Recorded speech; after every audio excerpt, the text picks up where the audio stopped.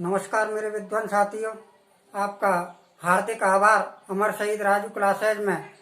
क्योंकि जैसे आपके कमेंट आए कि सर हिंदी की क्लास कब से प्रारंभ हो रही है, ज़्यादा से ज़्यादा जल्दी बहुत ही शीघ्र आप हिंदी की क्लास शुरू कराएं, तो मैं आपसे वायदा किया था और वो वायदा मैं पूर्ण करने जा रहा हूँ। तो आज अच्छा समय मौका देखते हुए मैं हिंदी की क्लास आज से शुरू कर रहा हूँ। आपका हार्दिक अभिनंदन, स्वागत। तो आज का हमारा विषय है हिंदी भाषा या व्याकरण का सामान्य परिचय। मेरे प्यारे दोस्तों, आज का जो वीडियो है हिंदी के बारे में पूर्ण जानकारी लेना कि हिंदी है क्या, क्योंकि मैं इसमें शॉर्ट ट्रिक का प्रयोग करने वाला नहीं हूँ। इसके गहन अध्ययन के बारे में जानकारी हमें लेनी होगी। क्योंकि जैसे कि हिंदी क्या है, हिंदी एक भाषा है। हिंदी क्या है? एक भाषा है। और ये हिंदी भाषा जो है भाष धातु से लिया गया है। किससे लिया गया है? भाष धातु से लिया गया है। और ये भाष धातु का जो शाब्दिक अर्थ होता है वह होता है विचार प्रकट करना। क्या होता है? विचार प्रकट करना होता है। और भाष धातु जो है वो मूल भाषा संस्कृत से लिया गया शब्द है और वो क्रिया में प्रयोग किया जाता है, जिसका कि विखंडन नहीं होता। क्रिया का मूल रूप जो होता है वही धातु होता है और इसका शाब्दिक अर्थ क्या होता है? विचार प्रकट करना होता है। तो विचार प्रकट करना होता है, तो ये विचार क्या होता है? विचार क्या होता है मेरे विद्वान साथियों? इसके विषय में हम चर्चा करेंगे कि विचार क्या होता है। विचार मनुष्य की अध्ययनात्मक इकाई होती है। विचार मनुष्य की अध्ययनात्मक इकाई होती है। अब अध्ययनात्मक इकाई क्या होती है, इसके विषय में हम चर्चा करते हैं कि आ प्लस ध्वनि प्लस आत्मक। आ मीन्स होता है नहीं। आ का अर्थ क्या होता है? नहीं। और ध्वनि का अर्थ क्या होता है? आवाज। आ का अर्थ होता है नहीं और ध्वनि का अर्थ होता है आवाज। और आत्मिक का अर्थ क्या होता है? स्वरूप लिए हुए। क्या अर्थ होता है? स्वरूप लिए हुए। तो अब आवाज जिसमें नहीं होती है, जिसमें आवाज नहीं होती है, उसे हम क्या कहते हैं? उसे हम कहते हैं भाव। उसे हम क्या कहते हैं? भाव। तो भाव की अगर हम यहाँ परिभाषा देखें तो मनुष्य के मन की एक ऐसी इकाई, मनुष्य के मन की एक ऐसी इकाई जिसमें आवाज नहीं होती, वह क्या कहलाती है? भाव कहलाती है। वह क्या कहलाती है? भाव कहलाती है। तो अब विचार क्या हो? विचारों में कैसे परिवर्तन होता है? भाव को पहले प्रकट नहीं किया जा सकता। जैसे कि कोई का व्यक्ति है, कोई व्यक्ति क्या है? का है और दूसरा व्यक्ति क्या है? खा है। पहला व्यक्ति क्या है? का है और दूसरा व्यक्ति क्या है? खा है। तो अब इसके मन में भाव उठा, इसके मन के भाव को ये नहीं समझ पाया। अब समझेगा कैसे? क्योंकि उसके लिए किसी साधन की जरूरत होती है, कोई माध्यम उसका होना चाहिए, तब उस भाव को क्या करेगा? वो खा व्यक्ति समझेगा। तो इसको किसकी जरूरत है? सबसे पहले साधन की। किसकी जरूरत है? साधन की, या इसे हम कहते हैं माध्यम की। माध्यम या साधन की जरूरत होती है। तो विचार क्या होता है? मन के भाव जिस माध्यम या साधन से प्रकट होते हैं उसे विचार कहते हैं। मन के भाव जिस माध्यम या साधन से प्रकट होते हैं उसे हम क्या कहते हैं? विचार कहते हैं। ध्यान से समझिए, बार बार मैं फिर पुनः इसे दोहराता हूँ कि हिंदी क्या है? एक भाषा है जो कि भाष धातु से लिया गया है। और भाषा जो है भाष धातु से लिया गया है। और धातु का शाब्दिक अर्थ क्या होता है? विचार प्रकट करना होता है। धातु का शाब्दिक अर्थ क्या होता है? विचार प्रकट करना होता है। और यह मूल भाषा हमारी क्या है? संस्कृत है। संस्कृत भाषा को क्या कहा गया है? जगत जननी भाषा कहा गया है। जगत जननी भाषा किसे कहा गया है? संस्कृत को। संस्कृत के क्रिया से लिया गया है। और जब ये इसका शाब्दिक अर्थ विचार होता है तो विचार हम किसे कहते हैं? विचार जो होता है मनुष्य के मन की अध्ययनात्मक इकाई होती है और उसका अर्थ होता है कि जिसमें आवाज ना हो। ठीक है? और उसे हम क्या कहते हैं? भाव कहते हैं। विचार के बारे में हम समझे कि मन के भाव जिस माध्यम या साधन से प्रकट होते हैं उसे हम क्या कहते हैं, विचार कहते हैं। अब आते हैं हम भाषा। भाषा की परिभाषा हम यहीं से निकल के आती है, क्योंकि हमें इस बात को नहीं भूलना चाहिए, माध्यम या साधन को, इस बात को नहीं भूलना चाहिए। क्योंकि जो भाषा की परिभाषा जो दी जाती है भाषा को समझने के लिए, एक नहीं दो नहीं, क्योंकि एक व्यक्ति भी हो सकता है और एक से अधिक भी हो सकते हैं। एक व्यक्ति सुनने वाला हो, एक कहने वाला हो, और इससे ज्यादा भी हो सकते हैं। तो इसकी परिभाषा हम इस तरह से दे सकते हैं कि भाषा एक ऐसा साधन या माध्यम है, भाषा एक ऐसा साधन या माध्यम है जिसके द्वारा, भाषा एक ऐसा साधन या माध्यम है जिसके द्वारा एक व्यक्ति, जिसके द्वारा एक व्यक्ति, जैसे मैंने अभी कहा था, एक व्यक्ति या व्यक्तियों का समूह, या व्यक्तियों का समूह दूसरे व्यक्ति या व्यक्तियों के समूहों का विचार विमर्श करता है। एक व्यक्ति या व्यक्तियों का समूह दूसरे व्यक्तियों या व्यक्तियों के समूह का विचार विमर्श करता है। अब विचार विमर्श की जगह पर हम लिख सकते हैं विचार विमर्श। विचार विमर्श की तरह हम लिख सकते हैं, या पर्यायवाची भी लिख रहा हूं मैं, विचार विमर्श की जगह पर हम लिख सकते हैं आदान प्रदान करता है। आदान प्रदान करता है। और हम इसकी जगह पर लेन देन भी कर सकते हैं, लेन देन करता है। और इसकी जगह पर हम विनिमय भी करते हैं, विनिमय करता है। तो इस तरह से हम भाषा की परिभाषा की तरफ आए। अब हम देखेंगे कि सीखने के मनोवैज्ञानिक दृष्टिकोण, सीखने के क्या क्या मनोवैज्ञानिक दृष्टिकोण हैं। ठीक, अगर इसका स्क्रीनशॉट लेना चाहते हैं ले सकते हैं।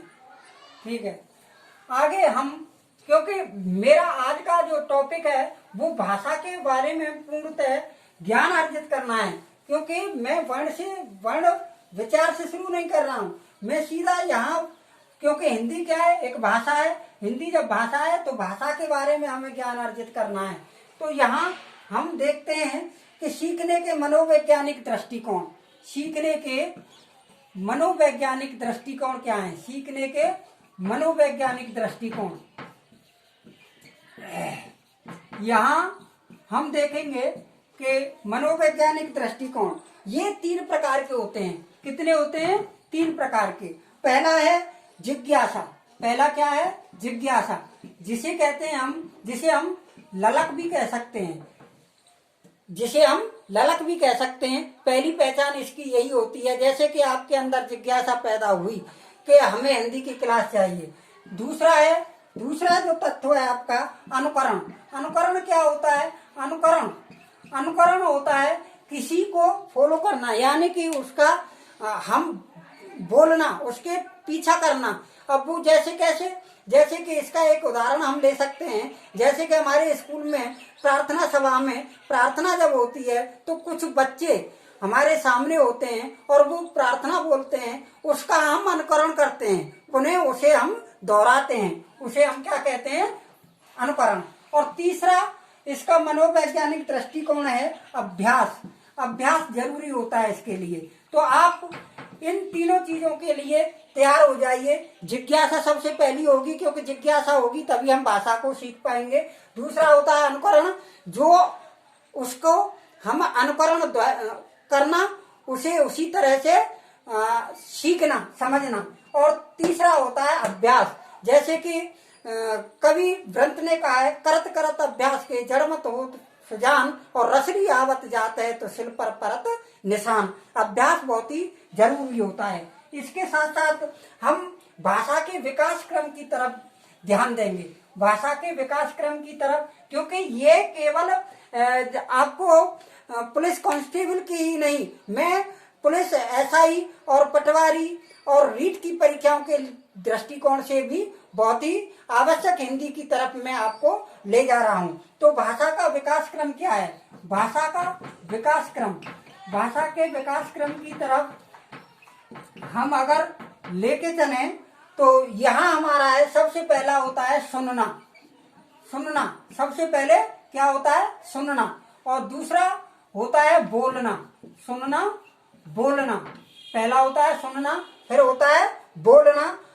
और इसके बाद होता है पढ़ना और फिर होता है लिखना, पढ़ना और फिर होता है लिखना।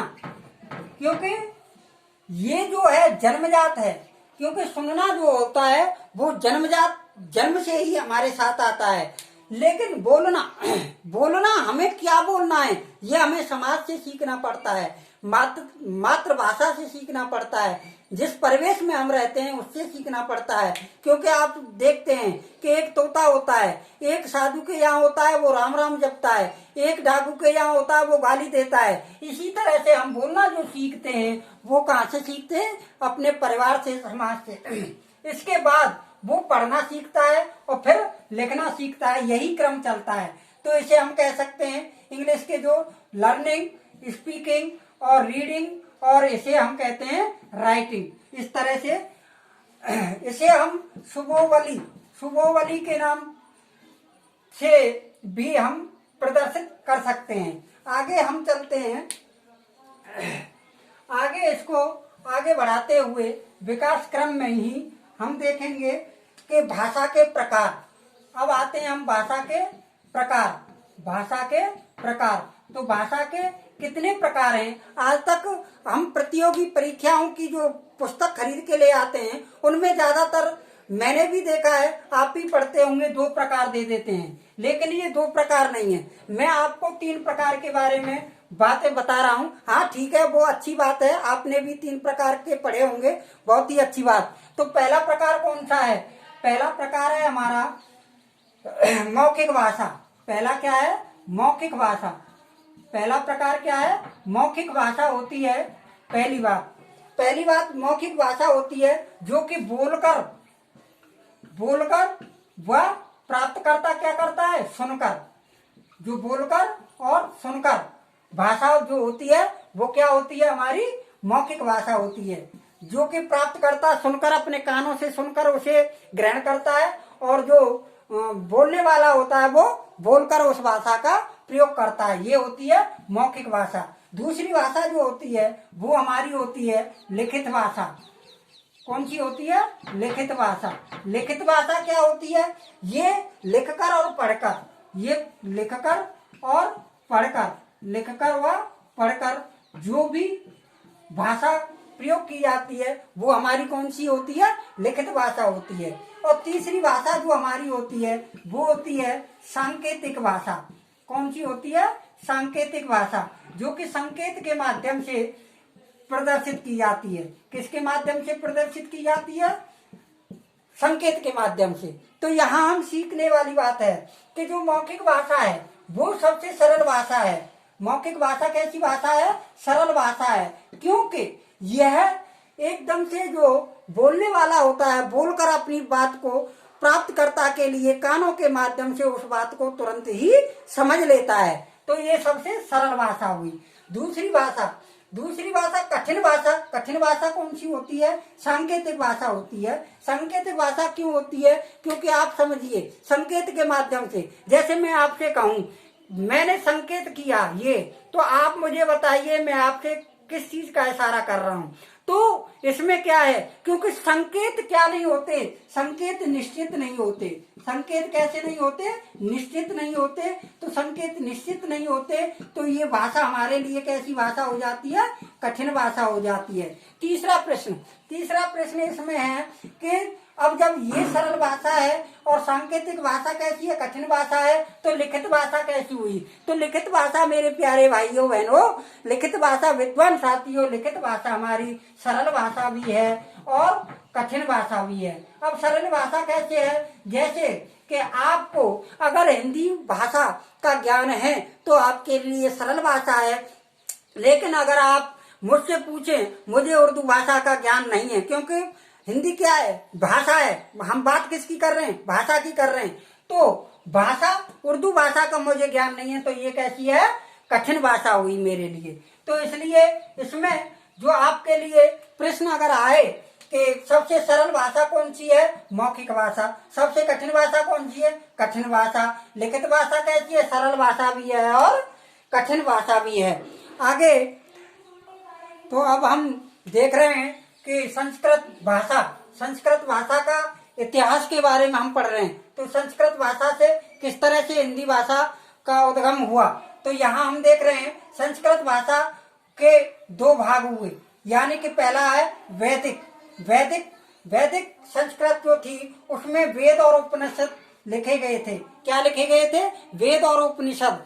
वेद और उपनिषद। दूसरी जो थी वो थी लौकिक भाषा। लौकिक भाषा क्या होती है? लौकिक भाषा यानी कि भाषा जो होती है उसका स्वरूप कैसा होता है? परिवर्तनशील होता है, यानी कि बदलता रहता है, परिवर्तन होता रहता है इसमें। तो लौकिक भाषा हम किसे कहते हैं? फिर जनता द्वारा बोली जाने वाली भाषा होती है। वो जनता द्वारा बोली जाने वाली भाषा कैसी होती है? उस भाषा में अन्य और भाषाओं का भी मिश्रित होता है। जैसे मैं आपके कहूं कि मैं आज इस कक्षा में ओवरऑल सभी प्रतियोगिताओं का अध्ययन कराने वाला हूं। तो ओवरऑल जो है और भाषा है, तो इसलिए और हिंदी भाषा में बोल रहा था, इसलिए ये जनता द्वारा बोली जाने वाली भाषा, उसमें और भी भाषाएं मिश्रित हो जाती हैं, उसे कहते हैं हम लौकिक भाषा। तो लौकिक भाषाओं में हमारे यहाँ वैदिक भाषा में वेद और उपनिषद लिखे गए थे, लेकिन लौकिक भाषा में रामायण और महाभारत धर्म ग्रंथ लिखे गए थे हमारे।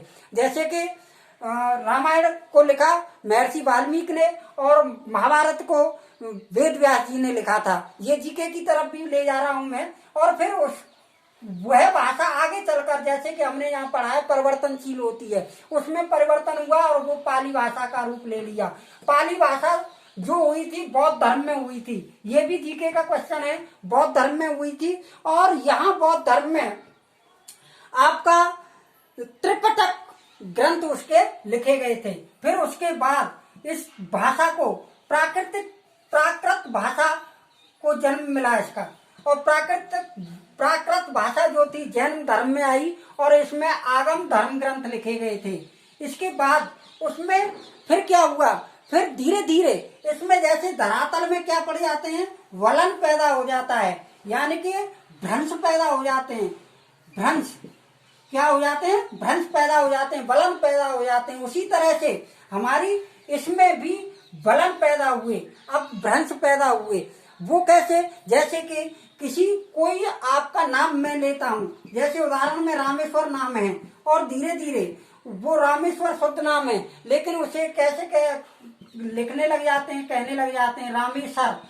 तो इस तरह से जो यहाँ जो परिवर्तन हुआ है, इसमें वलन पैदा हुआ, भ्रंश पैदा हुआ है। उस तरह से हमारा ये अब भ्रंश हुई और उससे हुई सौर सैनी अब भ्रंश भाषा। तो इससे प्रश्न जैसे उठता है, तो मैं आपसे एक प्रश्न बोलूं, हिंदी भाषा का विकास माना जाता है, जैसे कि हिंदी भाषा का विकास माना जाता है। मैं इसमें आपको कुछ विकल्प दे रहा हूं, उन्हें लिखो। संस्कृत पहला, संस्कृत। दूसरा आप इसमें लिखो अपभ्रंश। तीसरा आप लिखो सौर सैनी। और फोर्थ जो आप लिखेंगे वो उपरोक्त में से कोई नहीं। तो यहाँ आप मुझे जवाब दें तो क्या होगा? तो इसमें होगा सौर सैनी। क्या होगा? सौर सैनी। क्योंकि इसके नजदीक क्या है? सबसे नियरेस्ट को लेते हैं, सबसे नजदीक को लेते हैं। तो सौर सैनी यहाँ सबसे नजदीक है। अगर सौर सैनी ना दिया हो और अपभ्रंश उसमें दिया है तो अपभ्रंश को लेंगे। अब हम कहें अपभ्रंश भी नहीं है, सौर सैनी भी नहीं है, तो संस्कृत आएगा आपको इस तरह से। अगर मूल भाषा की बात करें तो मूल भाषा में आपका संस्कृत ही आएगा। इस तरह से आगे हम जिक्र करेंगे व्याकरण की, क्योंकि यहाँ से हम पहली बात आई ऐतिहासिक, क्योंकि हिंदी में ऐतिहासिक दृष्टिकोण से हमने यहाँ देख लिया। अगर भौगोलिक दृष्टिकोण से हिंदी भाषा का विकास अगर हम देखें, ये ऐतिहासिक, क्योंकि हिंदी का 3 तरह से विकास हुआ है, यानी कि ऐतिहासिक दृष्टिकोण, दूसरा हुआ है भौगोलिक दृष्टिकोण और तीसरा हुआ राजनीतिक दृष्टिकोण।